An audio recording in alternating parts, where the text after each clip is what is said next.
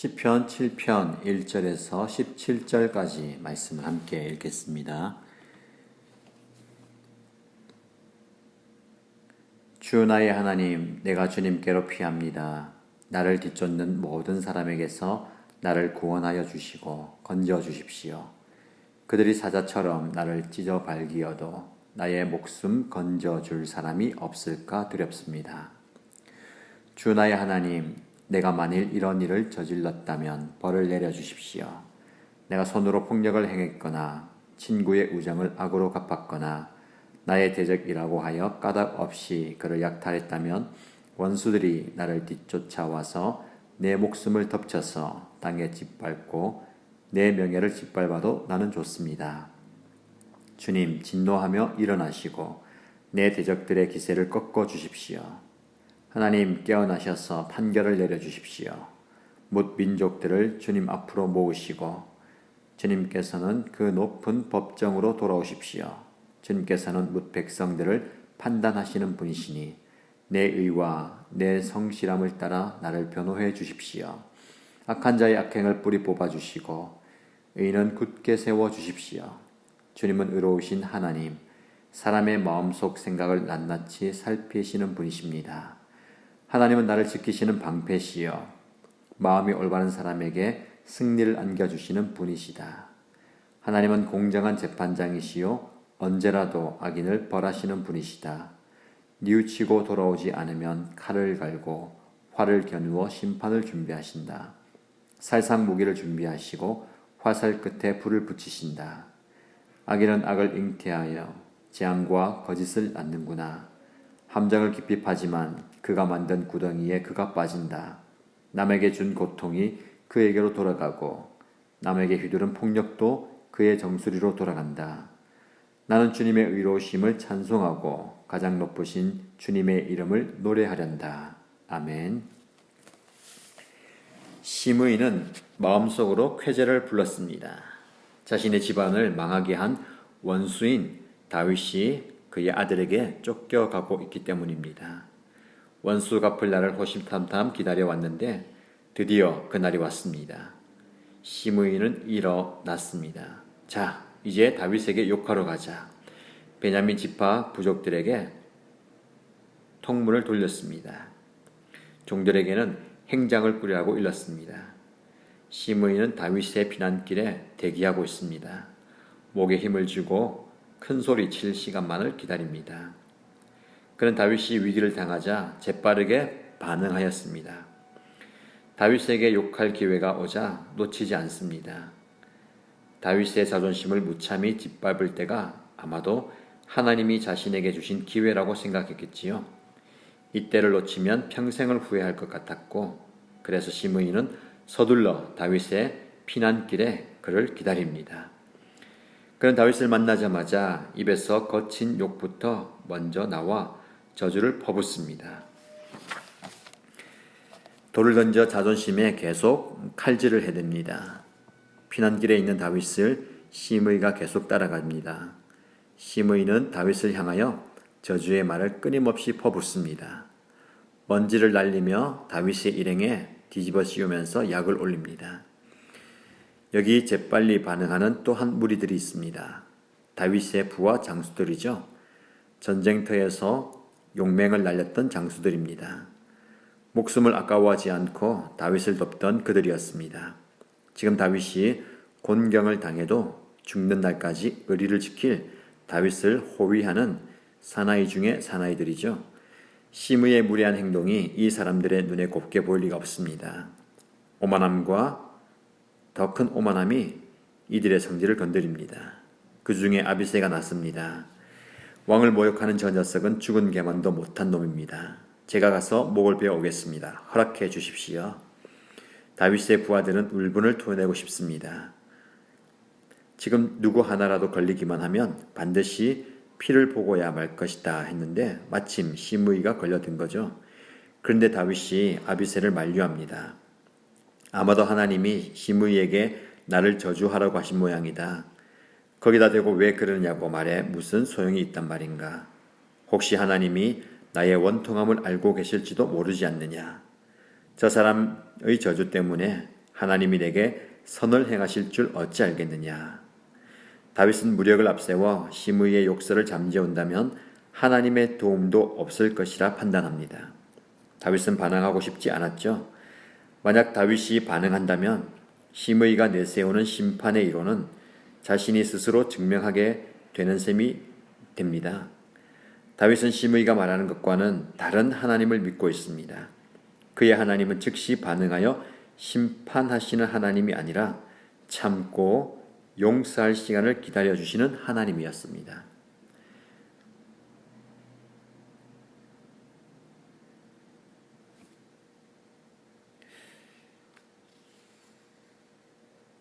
요즘 우리가 주변을 살펴보면 느긋하게 생각하고 느긋하게 반응할 줄 아는 사람을 찾아보기가 힘이 어렵습니다.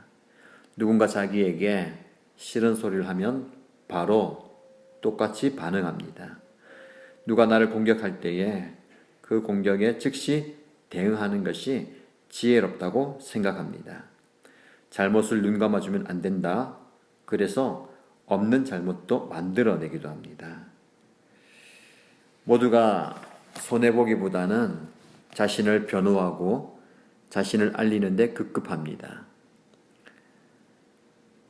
머릿속에는 온통 상대방을 향한 공격이 우선입니다. 아무도 무반응은 생각해 본 적도 고려해 본 적도 없습니다. 반응하지 않으면 내 잘못을 인정하는 꼴이니 그것은 절대로 싫다고 합니다. 즉각 반응하는 것이 내가 사는 길이라고 얘기하지요. 그러나 빨리 반응하는 것은 내가 약자라는 증거입니다. 반응하지 않는 사람이 강자이고 큰 사람입니다. 상대방의 비난에 대하여 감각이 느린 사람이 존경받는 세상, 이런 세상을 꿈꿉니다. 진실처럼 포장한 거짓에 반응하지 않는 목석과 같은 사람, 그 사람이 참 좋은 사람입니다. 결국 다윗을 대항한 압살롬의 반란이 진압되었죠. 예루살렘으로 돌아오는 길에 시므이가 다윗 앞에 나섭니다. 시므이의 옆에는 유대 사람 1000명이 도열해 있습니다. 그리고 사울의 시종도 아들과 하인들을 거느리고 시므이 옆에 있습니다. 그들은 다윗과 그의 군대가 강을 건너도록 배를 제공합니다. 시므이가 다윗 앞에 엎드립니다. 원하오니 저를 벌하지 마십시오. 이전에 저의 허물을 기억하지 마시고 마음에 담아두지 마십시오. 제가 왕께 잘못할 줄 알기에 요셉의 자녀들 중에서 가장 먼저 와서 왕을 환영합니다. 오히려 시므이의 이 말이 다윗에게 상처가 됩니다. 시므이의 변심도 상처가 됩니다. 이번에도 아비새가 나섭니다. 저놈이 기름 부음 받은 분을 향해 저주하였으니 당연히 죗값을 치러야 합니다. 다윗은 또 아비새를 제지하고 시므이를 향하여 입을 엽니다. 너와 나는 아무 상관도 없으니 네가 나의 원수가 될 수 없다. 내가 이스라엘의 왕인 줄 모두 알고 있으니 이스라엘 사람들을 죽일 수야 없지 않느냐. 다윗은 기소 중지를 합니다. 다윗은 또다시 섣부른 반응을 삼갑니다. 아비새를 향하여 반응하지 않도록 제지합니다. 이후에 다윗은 솔로몬에게 유언합니다. 시므이를 죽이지 않은 것은 하나님께 맹세하였기 때문이다. 그러나 시므이의 인간성은 쉽게 변심하고 사소한 일에 생각을 바꾸는 소인배이다. 그는 반드시 죽어야 한다. 그가 죽어야 네가 편할 것이다.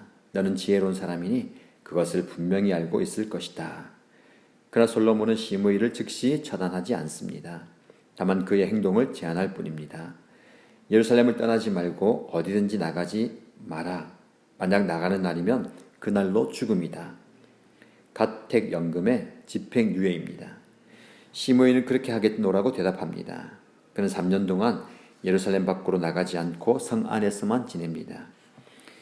시므이는 악으로 반응하는 사람이지요. 자기가 편한 대로 반응합니다. 이것은 결국 자기의 살 깎아먹기입니다. 시므이에 대한 심판이 유보되었어도 그의 악행은 기억되고 있습니다. 시므이를 예의주시하여야 합니다. 반드시 그의 간사한 마음이 또다시 고개를 들 것이기 때문입니다. 그에게 조건을 걸어놓으면 제 꾀에 빠져 망하게 될 것입니다. 그가 웅덩이를 파 만듦이여 제가 만든 함정에 빠졌도다. 그의 재앙은 자기 머리로 돌아가고 그의 포악은 자기 정수리에 내리도다. 나를 미워하는 사람들이 굶주린 사자같이 공격합니다. 2절 말씀 보시면 그들이 사자처럼 나를 찢어 발기어도 나의 목숨 건져줄 사람이 없을까 두렵습니다. 그들의 눈에 살기가 번뜩입니다. 그들은 나를 먹잇감으로 보는 것 같습니다. 나의 곤경은 그의 공격 기회가 되었죠. 하지만 나에게는 그를 대항할 힘이 충분합니다. 그를 물리칠 만한 명분도 있습니다. 근데 웬일인지 그와 맞서고 싶지 않습니다. 그와 맞선다는 것이 스스로 더럽게 하는 일이죠. 나는 그의 일을 하나님께 알릴 수밖에 없습니다. 하나님이 처리하신 것이 좋겠다라고 생각합니다. 1절 보시면 주 나의 하나님 내가 주님께로 피합니다. 나를 뒤쫓는 모든 사람에게서 나를 구원하여 주시고 건져 주십시오. 자존심을 짓밟아 놓는 공격에도 아랑곳하고 싶지 않습니다. 거친 욕설에는 아예 반응조차 하기 싫습니다. 원수 갚는 것도 내가 할 일이 아닙니다. 원수 갚는 것이 오히려 스스로 파멸을 자초하는 것이기 때문입니다. 반응하지 않는 것이 나를 보존하는 일입니다. 나는 이것을 하나님 앞에 자신 있게 말할 수 있습니다. 3절에서 5절 말씀이죠. 주 나의 하나님 내가 만일 이런 일을 저질렀다면 벌을 내려주십시오. 내가 손으로 폭력을 행했거나 친구의 우정을 악으로 갚았거나 나의 대적이라고 하여 까닭 없이 그를 약탈했다면 원수들이 나를 뒤쫓아와서 내 목숨을 덮쳐서 땅에 짓밟고 내 명예를 짓밟아도 나는 좋습니다. 엄밀히 말해보면 비난에 대해서 반응하는 것은 우리가 할 일이 아닙니다. 우리는 하나님께 구할 뿐입니다. 하나님이 우리 대신에 비판에 대하여 반응하실 것입니다. 하나님이 우리 대신 악을 물리치십니다. 하나님이 악한 사람을 책망하시고 징계하십니다. 악한 사람들을 막아주시는 분은 오직 하나님이십니다. 이것이 하나님이 나를 사랑하는 방법이고 나를 지켜주는 방법입니다. 6절입니다. 주님 진도하며 일어나시고 내 대적들의 기세를 꺾어주십시오. 하나님 깨어나셔서 판결을 내려주십시오. 하나님께서 선과 악, 그 모든 것을 심판하십니다. 우리는 언제나 실수할 가능성을 가지고 있습니다. 악한 사람의 비난이 우리를 향한 유혹일 수 있습니다. 우리를 넘어뜨리려고 시험하는 고도의 속임수일 수도 있습니다. 성경을 들이대며 약을 올리기도 합니다. 눈은 눈으로, 이는 이로, 손은 손으로, 발은 발로. 이때 이렇게 곧바로 반응하면 100이면 100 우리는 실패합니다.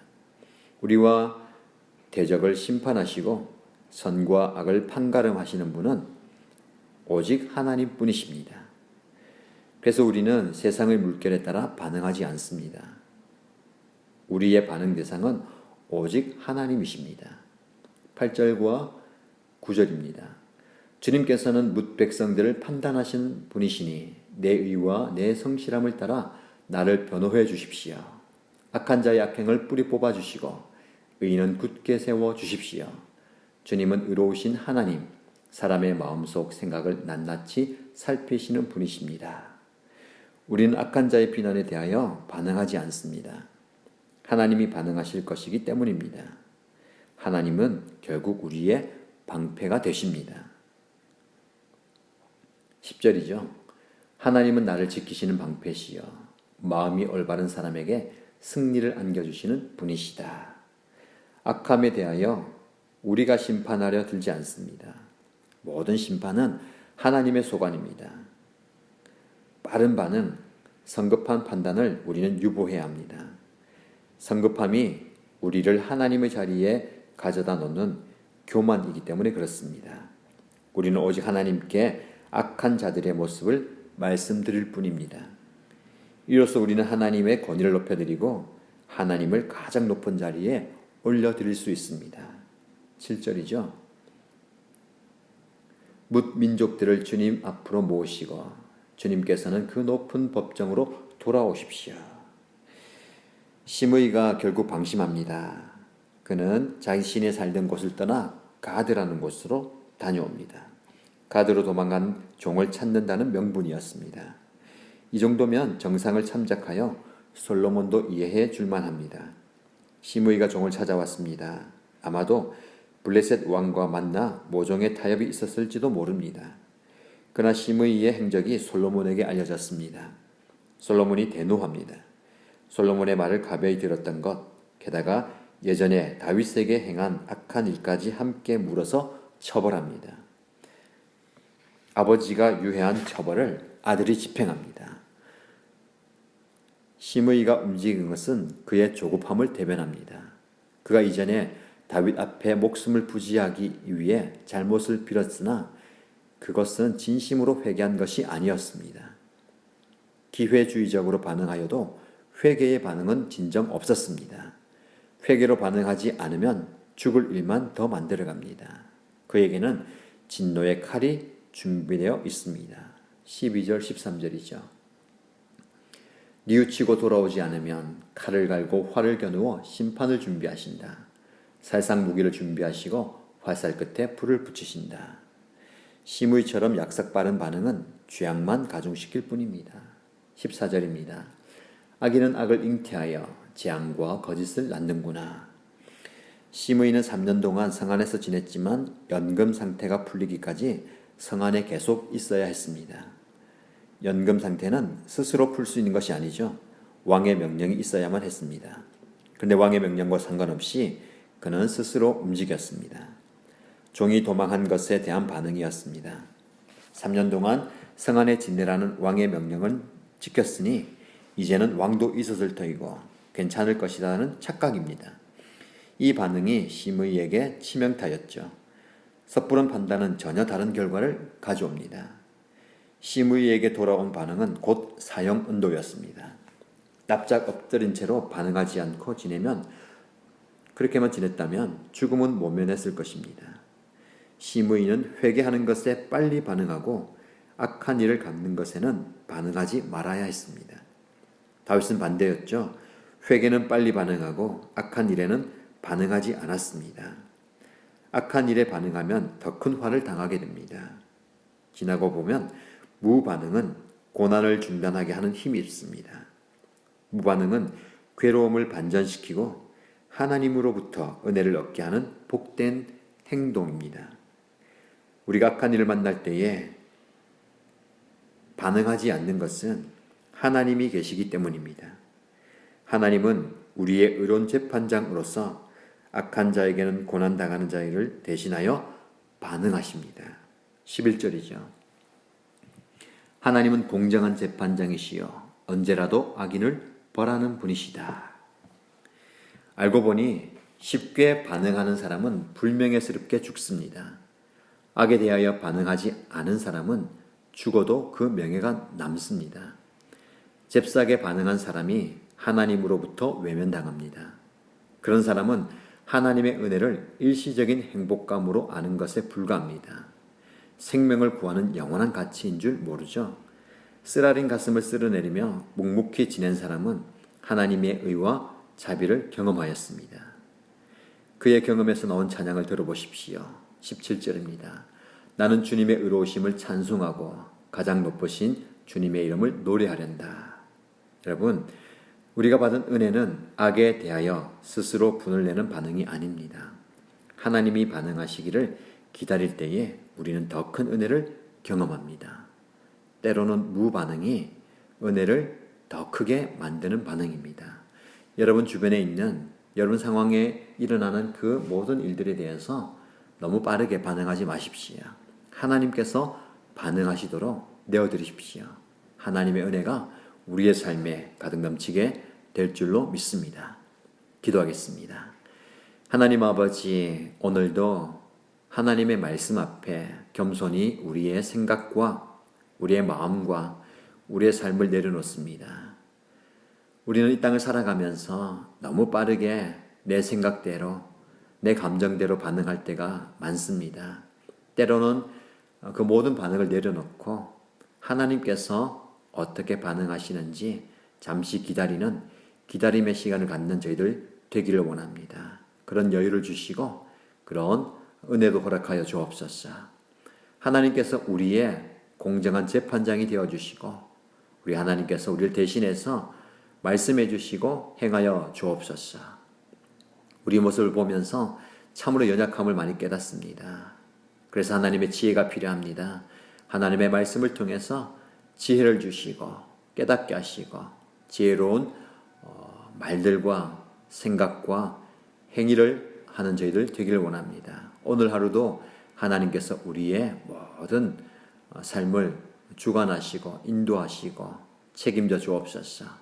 겸손히 하나님께 나가는 저희들 되게 하시고 우리를 통해서 하나님의 뜻과 사랑이 우리의 가정과 삶의 현장에 흘러가는 은혜가 있게 하여 주옵소서. 이 모든 말씀 하나님께 올려드리며 예수님의 이름으로 간절히 기도드립니다. 아멘.